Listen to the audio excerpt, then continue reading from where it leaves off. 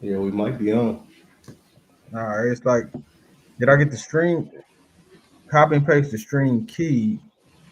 Oh wait, I see it. Oh shit. All right. I Yeah, don't we know. testing out. Finna see. I Oh, might. okay. Look like You it's. might. You on? You on? You good? Oh, it is. Oh, okay. Yeah, yeah. We back. We back. We back All for right. Back at it, man. office hours number 2 for the day. Yeah, man. Let's Hey, go. man. Look, we making steady improvements, man. Hey, so you wanted to start out today? Were you doing a demo on Drupal or? Well, Uh, I know we were talking about. I mentioned Composer. You mentioned like what kind of tools would somebody need to, be familiar with to start just getting into coding. And one of those was like the concept of like a terminal or being able to like use the command line. mhm. So I wanted to just show you something real quick. Let me see. Okay. And the command line. Is that the same as Linux? Well, it's I'll go. Linux is, and if I'm not mistaken, is an operating system, right? Yeah, I think so. Linux is like operating system, and just like what Windows is or Mac OS, that's what Linux is. So the command line is is what I try to explain it as. We usually think of things in a folder aspect, right? Like Mhm. on the folder is just a visual representation or a GUI, actually what they call a graphical user interface to show the files that are on the computer, right? The Okay. So we command don't have line, a command line. yeah, with no folder, is basically a way to terminal into a computer and give it a command. That's how computers operated before Windows and before you had the graphical user interface. You'd have to give a computer a command. Well, the terminal will let you give computers a command and do certain things. And like, I'll give you an example of something they could do. So we got Drupal right here, right? So I'm gonna bring Mhm. this. This is like the Drupal CMS page, or you can do Okay. Drupal core. So if I wanted to download Drupal core, I could go here. Drupal CMS is like an even more packaged version of Drupal, where it's like polished. It has all the best modules, and they put it together where you can have like a marketing site off the top just Okay. by downloading Drupal CMS. So when I see something like this Composer, and this is any new programming languages, React, or you so this is something that's familiar. So I could copy this line, right? Mhm. Copying that line. I'm coming to my command line, right? Yeah. One common command line, ls, will tell me where I'm at, right? So if I hit ls, I can see these are all the folders Okay. where I'm at. So I'm like at the root. So I could open the applications folder, the apps folder, the desktop folder, downloads. I could do all that by doing CD. So it even shows you down here at the bottom, right? If I wanted to go to CD sites, Mhm. I could hit that, and then I'm inside of, and then hit ls, Mhm. and I'm inside of my websites folder, right? So if I go back, let me go back one, Okay. and see where I got this folder called sites. See, I Mhm. was at the root. So if you go over here, you see I had applications, apps, composer, download, documents. Yeah. That's where I'm at in my. If I opened up my window, Okay. I'm at the same place, but in the terminal, right? So you turn. Okay. So in the terminal right now, I'm in the sites folder. So if I open up sites and then hit ls, the same folders here, you see those names here, right? Does that Yeah. make sense? Yeah. No. Yeah. I know. Yeah, you I don't know familiar with that, a right? lot about it, but I done had to use it for something before. Maybe I maybe install something. So now Yeah. I So ain't this never done that, just this freestyle it though. Like how you yeah. doing? Well, this is how it works, right? So that I'm just showing like this. That's actually what's actually happening when you put in the command. It's taking you to the folder like that. So right now, what I want to do, because now I'm in the sites folder, I Mm-hmm. want to download Drupal, right? So I could put in that composer file. So wherever I put this is basically going to go to the project Drupal and then create a folder. So if I'm under sites and hit enter, Mm-hmm. see how it's going to grab this. Yeah. If you look over here, the Drupal just popped up. It's installed, and you get a when you get a cleaner install when you go through the command line, right? Or the Yeah, the terminal. command. I mean, it's straight mate. It's straight mate. If you know back in the day, FTP is very similar. It's basically it's just like if I downloaded a folder, unzipped it, and then put those files in sites folder. But instead of needing to download or do anything, this went to the Drupal repository where that lives, grabbed that information and put it on my computer, right? Okay. It was actually, I said Drupal, but I think it's actually this folder called CMS. That's what got created. See, today 801 just got created. Okay. And so then if I ls in the CMS, because I want to see what files are in there. Again, those files are right there. So same file. So that's just the command line is just like a quick way to download files to your computer. And then I could run this CMS, this Drupal CMS locally. So like I could have also downloaded the zip, opened it, and then went forward from there. So then if I go read the docs, from there, once you install it, I got it locally with DDev. That's just a way to get the site set up. I might be able to. Do I still? Let me see if I got DDev started. Hey, but I like, and hitting on the main, the point as well that like doing things, the professional standard, man. Because we had to put it, we had to learn on just on our, we had to hack our skills together. All day. It took me so long to learn that part of like actually understanding what was happening and how to get it to work. Yeah, man, I think that's a great thing now though that people can actually learn. They can learn things in the right order. You know what I'm saying? Like learn things, know why they're doing it. I had no idea why I was reading this book on PHP. I just kept reading it. And then one thing with Warp is they got the AI built right in where you could ask it certain questions like, do I have DDev? So like, brew. So Warp is the terminal that you're using, right? Warp is the terminal I'm using. I like it because you can use regular language and it'll go download certain stuff and give you like it'll actually do the commands for you. So if you don't know something, you can ask it in plain language and it'll tell you. This is me just getting this tool called DDev, which is how you do local environments. So like local environments mean I can spin up a website from my computer, like have PHP, have a MySQL database, and just spin up that from here. So I got DDev. So because I was about to ask you, like, you sitting now, you interviewing a entry level guy to come on board. Are you expecting him to know these, some of these commands, or just to know the terminal itself? If you were a developer or like you was trying to get a professional developing a developer job, then you would need to know some terminal. Because usually when you're pushing code up, because it's also like Git, like we were talking about GitHub. So let me see, ls cd sites. Let me see. I'm looking for my site that Ahu's new. This is a Drupal site, right? I could put Git status. So if I'm thinking about like GitHub or a repository, there's a code base that lives in the cloud, and I can like Git pull. So I'm going to the code base. I got the latest version of the code base, but there's different things. Like if I wanted to upload a certain module from Drupal, let me just see. Drupal Tagify.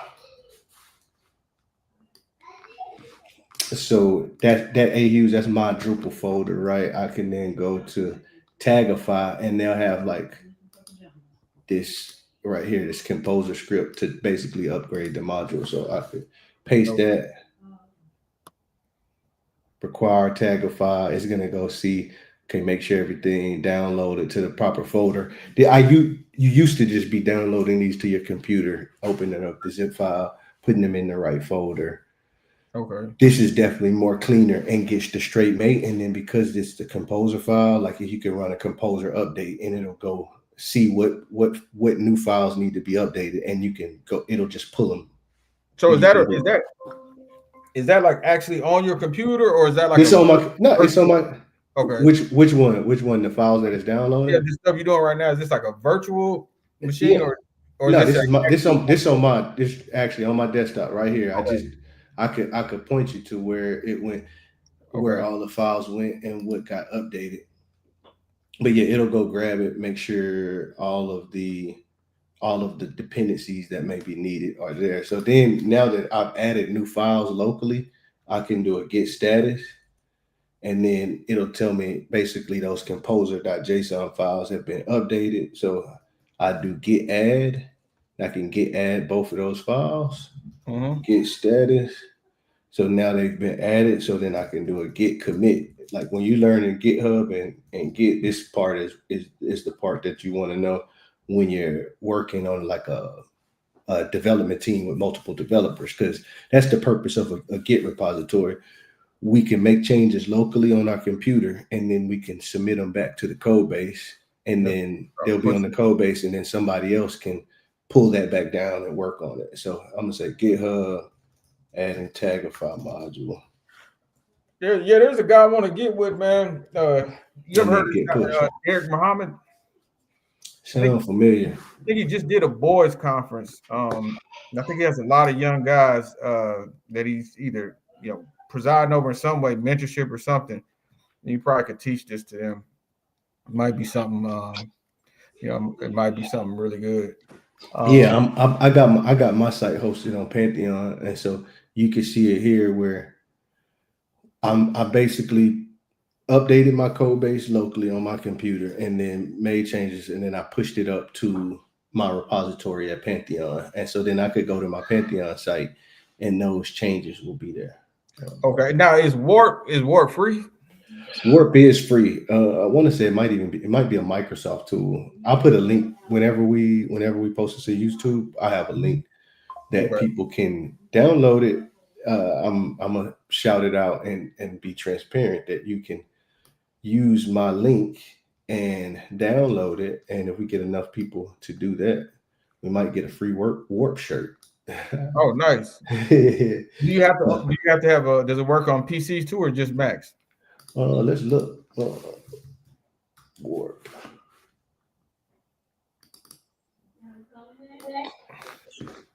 The agentic development environment. That's what they're calling it. Because you can prompt, because you could do so much. You can basically prompt and then make code, push it to stuff. So it might be Mac only. Oh, I do see download for Mac. That's what pops up to me. I don't know if that's like browser specific, like it knows I'm on a Mac. Okay, but it's called Warp Terminal. Yeah, warp.dev. Warp.dev. All right, I'll try to see if it comes up on here. But now, still, man, but overall the concept. Oh, Mac only. The Warp Terminal. Oh, it's not for Macs only. It is also available on Linux and Windows. Okay, cool. So just kind of letting boys know that, hey, man, the it's a tool that you can use as an industry standard. And I'll say this too, man, to any young people that double back and check this out. Man, unless you got, as they say, unless you got some real motion, man, don't fall in love with just your language at the moment. If you have the opportunity to learn other things, because I should have learned Drupal 5-6 years ago, man. Like, I was working in WordPress, but it wasn't, I don't think any language, the way technology is moving, I don't think any language is worth being exclusive with unless you are seeing some super motion. Okay, but outside of that, keep learning. I think keep learning, especially now, because the ease of use to learn and being able to get exposed to it is a lot easier now too. Can't ask ChatGPT, give me an intro to this particular language. Like, what are some steps I can learn to quickly understand? And the basics to me is still important, because I see a lot of, they got the vibe coding. You can ask AI to do a bunch of stuff for you. But if you don't know the basics, and if you know the basics, it gives you a bigger advantage. Like, you know what to do. Like you have it's easier for you to tell it what to do, and it's easier for you to modify. So really understanding the basics and the fundamentals can go a long way. Yeah, it's like, you could coach the Kansas City Chiefs for a day and have Pat Mahomes. You still got to know what plays to call. Exactly. That type of thing, man. So exactly. And also too, matter of fact, Andy Reid can give you the playbook that he uses for Pat Mahomes. But in-game situations, some things could come up where you may have to audible, you may have to make some adjustments. That's when the foundation, that's when, the expertise, that's when like the basics kick in the most. is when you have to think on the fly, or the game plan kind of switches up a little bit. If you only got the playbook and you don't even know like the reason why certain plays get called, you'll be in a position where you won't have nothing to do. But baby boy, he finna take a bath. Hey, I got speaking of ChatGPT. Okay, hey man, shout out to Al Fo, man. Look, I got a question, man. I think a lot of people may be surprised at this too. Why do you think ChatGPT is wrong so much, or doesn't give you the best answer right out there? Like maybe explaining to people how important prompting actually really is. Like it's a huge difference between it's levels to this prompting thing, man. Man, it's major levels to prompting, and I also, man, the AI is like it's like a really super confident intern. Like it will respond like it's right and it knows the answer, and then you could correct it and be like, yeah, you're right, I was wrong. So you have to be careful with that. So the prompting is very selecting the correct prompt, but also knowing that AI is still artificial. It's flaws. You know what I'm saying? It has some flaws to it. Yeah. And it has to really, you have to really be clear with what you're asking, because I think coming from the search engine experience, for the most part, if I do a search, hey, you know, I'm gonna get it back. So biography, it's gonna bring up Thomas Sowell's biography. You know, whereas like with the ChatGPT, you know, if you ask it something, it's gonna give up, you know, it might give one answer, then the answer it gives, it's not necessarily going to be his best answer. It's just going to be the answer you pick. Be the answer you get. Well, so you got to think. See the fact that to me is still where the value of the internet, and where we don't want to lose what the internet is. It's like there's more checks and balances to the internet. Like you said, if I ask for a biography, the biography is going to show up, and it may have some credible sources, and you know who posted it, or you might say, yes, this does look like a link to the official ebook that was published. That was the biography, right? So like, you have more citations, you have more backing of like, this is where this information comes from. With the AI, you actually don't necessarily always have that, right? Like it's doing its own level of reasoning and putting information together, and then presenting you with the result with less citations and less like, this is where that information came from. So we almost just have to rely on, did it give us good information or not? And that could be dangerous if people take a lot of that information as fact, when you know it's actually a machine putting information together. So they could have a incomplete source that was added, like a false source that was added, and then a true source. So then they got three different sources that the computer is now trying to put together and come up with the response on, versus as a human in a search result, I can say, oh, okay, that first one is an ad. That second one, that don't look like it's legit. And then, okay, this third one, this is an official link. You know what I mean? Like we could decipher some of that, but we don't have the ability to do that necessarily with the AI. Yeah, and the AI, it rewards clarity too. Like it may present three and say, hey, I know you normally, if you say you were asking, like, hey, I got this video and I was looking for, I need a title, I need a hashtags.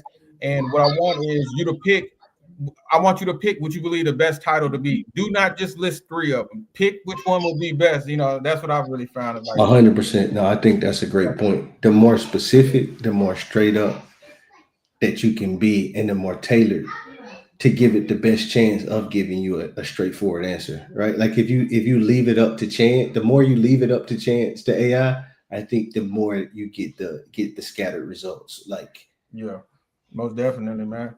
Hey, and then one of the things I wanted to ask you about too, man, we were just talking about networking earlier, and then the whole creating opportunities. I think that's one of the parts that, you know, I've seen you be really good at.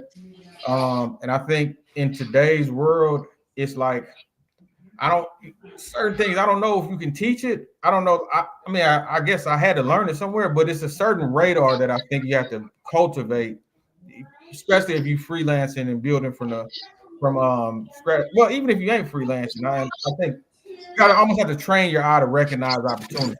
well, yeah. I think whether you're in sales, whether you're doing business, whether, like you said, networking, you're trying to find a job, it is, you have to create opportunities. Like most of the time opportunities won't fall in your lap, in like unless you go stand under the tree that's dropping opportunities, right? Like if you got to almost figure like they won't fall in your lap unless you know where they might be falling from and go stand over there. In a sense, like you have to and we just said create the opportunity or put yourself in position for opportunities to come around. Because two things: opportunities are all around. You have to have your eyes open for them, and then you have to be prepared for opportunities. So, like you got to know what opportunities you're prepared for, and then go try to find those as well. So that preparation is a big piece. Like, man, you go ahead. No, I said huge. I was just agreeing. Yeah, so it's like, yeah, you every day is an opportunity, but are you prepared for it when it comes your way? And so the more and I think even through that preparation process is how you create those opportunities. So like if I'm doing training, like we just talked about, if I'm at a conference or something like that, I'm actually going to the conference to, build my skill set, right? Like, but that also creates an opportunity where I know I'm going to be around rooms of people who are trying to build similar skill sets because that's why they're there. So like I've put myself in a position for different opportunities. So that's how you could run into somebody. Oh, we hiring. Ain't you the person? Like I don't know if I told like I went to a Drupal event in Boston one time, and I just like off the muscle, I was like, and I think I paid for some of it out of pocket, but I really wanted to go. And man, I'm up they had like a poker night event. I'm up chopping. I'm at the poker table. It's like how you had the fake chips, like one of those gambling nights at like at an event. We're doing that. I'm next to a guy. He was from England. He was saying he was about to move to Houston. And I was living also. I was like, oh man, that's my hood. Woo, woo. And I was telling me, you should live. I said, if you live out there, if you're living in the city, get you something kind of by the Galleria. If because he was like, I think the office was off San Felipe or something like that. So I was like, yeah, you want to be Galleria, maybe go a little bit more west, get you a little spot. Houston, a big city, you don't want to be too far from where you'll be working at. So we left it, and man, like couple years later, I see a job for Baker Hughes GE. Long story short, I apply. One of my old coworkers, she worked there, like my old manager. So that was already an indoor. And then she was like, "Yeah, here's a link to the hiring manager." I pull him up. I'm like, "Man, that's Jack." Well, I didn't know. I was like, "I know him." Then we scheduled a call. On the call, he said, "Man, you don't remember? We was at the table chopping it up." So once he said that, I was like, "Oh, it's a wrap." Because it was like you just never know who you could talk to. So it created an opportunity to be there. The full story on that one is for another day. But long story short, I did get the job. I just ended up working somewhere else. Man, I was an intern for that guy, TJ Chapman, the guy who broke T-Pain, B.O.B., all of them had TJ, DJ. I could sum up everything he ever told me in one sentence. It's all about relationships. Yeah, no, it is. That's all he said every day. It's all about relationships. Man, those things, man, they are to be cultivated, man. And this the opportunities. The other thing I say on the opportunities, right? Man, I follow. I'm dedicated to following faith and moving by faith and like really understanding and trying to tap into that and believing like your opportunity is gonna be your opportunity, and sometimes the opportunities we want don't even like that. We may think too small in opportunities sometimes. Like we could want like, oh man, this is the job for me. I want to do this. But we're thinking at a level of like where we at right now. Man, what I've left it where I want the best opportunity for me. Like I want the opportunity the most high, the Lord got for me. And sometimes that's a lot bigger than what I could even see. So it's like that part of that is preparation where even the opportunities that we think is for us sometimes through our preparation, through our thing is something that's even bigger than what we see. Like I said, that job, I just knew that was it. Even with those things lined up, and like the job I end up really taking from that period was with the Grizzlies, right? So it was like at the time, I was like, oh man, I created the opportunity. It's the perfect spot. I didn't network. Everything was a go, but the opportunity that really captivated me and that I thought was the best for me would end up being the Grizzlies, That's dope. And to be honest, the whole process before that of like taking advantage of going through that interview process. Even before that, I had worked with Rec Shop, and we would like everything I was working with there end up being the same tools that really I needed at the Grizzlies. Like it was almost like a pre setup, but I treated it like that too. I was like, whatever they got, I want to learn and be able to use it. Yeah, hey, you got shot by Will. Said, "What up, A Hughes?" Oh yeah, that's Lab 45. You know what I'm saying? That's if you ever need the studio, 45 South Dixie Farm Road, Lab 45 Oh, Studios. sweet. My brother Will, we started. He took advantage of an opportunity. I had a little office space. This was like 2011, and I went in. Somebody told me they wanted me to come record at a house, and we went by Will's. Mm-hmm. He was recording at his folks in the closet. And then the next day, I was like, bro, you need to come to our spot, man. I think the next day he moved his equipment over there. We rocked out for about a year. And then I moved to Austin. He got a new spot, and he been over there for like 15 years or something right now. He done recorded everybody from the Killer Colleons to TSF to the Dope Hey, ain't Beezus. nothing like that, bro. Ain't nothing like when someone comes to move their equipment in, bro. That's how you know they locked in with you. Yeah, hey, we were so locked in, man, and so many Yeah, people came through there, and he's still recording and we still up for business, and you know what I mean. He also been live streaming on Twitch too. Oh, for real? Yeah, man. Send me the link, man. I'll support. I'll check it out, man.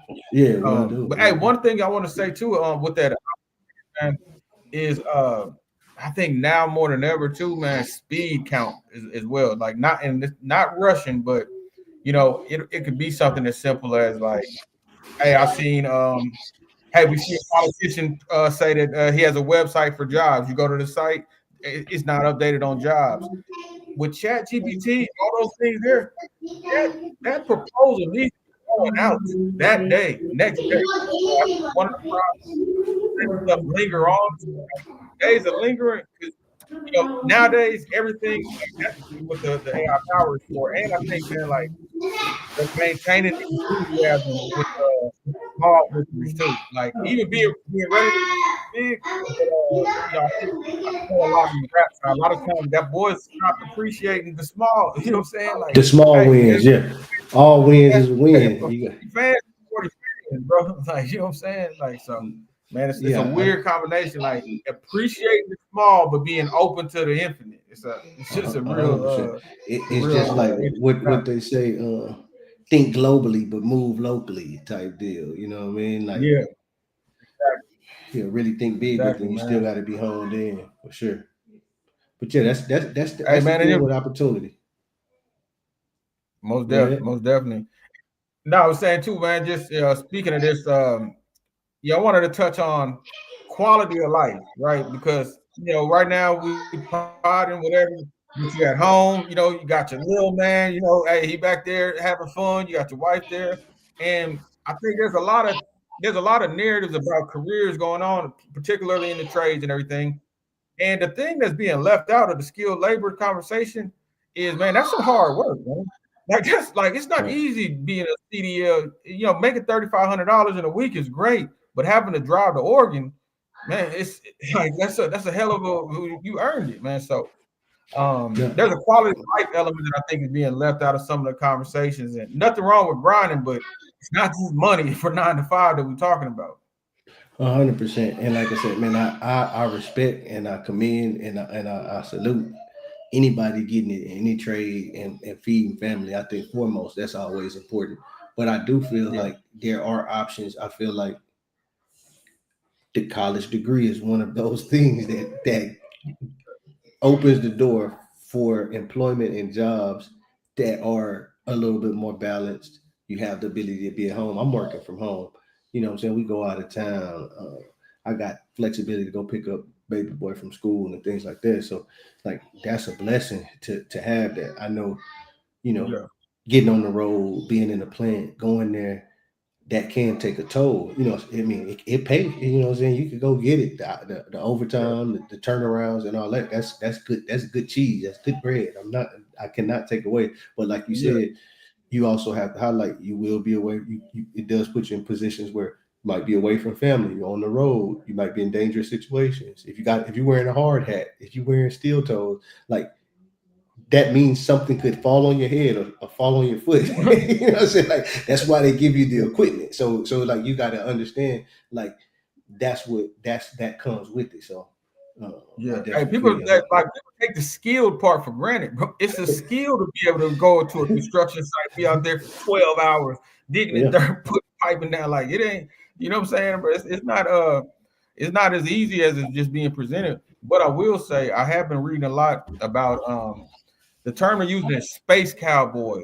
So if you are into that, you know, there's a lot of space jobs between Texas and California. California is right now #1, but like I forget Elon's company, SpaceX, and there's a lot of jobs. 1 out of 8 jobs, 1 out of 8 of their job posts is for welders. So if you're a welder, you may want to look into the space jobs.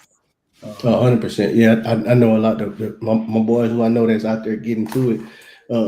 They've been building data centers. They've been building the SpaceX stuff. But a lot of data centers. That data center cheese from is moving for sure. Hey, quick question, man, because I don't. What is that? How is the AI? My friend was explaining some of it to me, but how does the AI, the data, and the water, like what's the correlation between? Well, you need a lot of computing power, so you need a lot of computers. You need a lot of chips. You need to be able to process to run every time you run a query on ChatGPT, it's a computer that's been spent up that has to work and do stuff, right? And so the more queries, the more AI computing power, the more data centers and warehouses you need, places that store the physical machines that have the physical chips on there that can do the computing and the processing.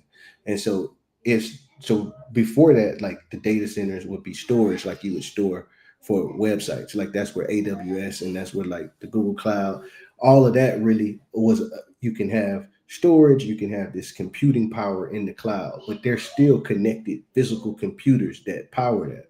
So just like the AI, you need these data centers that are very extensive with power. They need a lot of power, need space, they need a lot of stuff. So if you put it in a certain location, it's basically a resource drain, like through the energy. So like if you put it in a particular place, people are saying like the toxins from burning the energy could get into the water. That's the type of stuff that it opens up. Kind of like when they started having oil refineries back in the day, one of the same type of field where we really don't know. Like if you burning all that energy and like you got these new chips, you got that power, like there's some of that excess. Like they say you could see like in the air the heat map of like where they have certain data centers and you know how it correlates with pollution or how it correlates with the environment. Wow, man. Well, I thought like the quantum computing and everything was gonna make it. Well, that's the thing where you just said something different. The AI is not the quantum computing. You feel me? So like those are two different. They're not connected. They're not connected. They're not connected.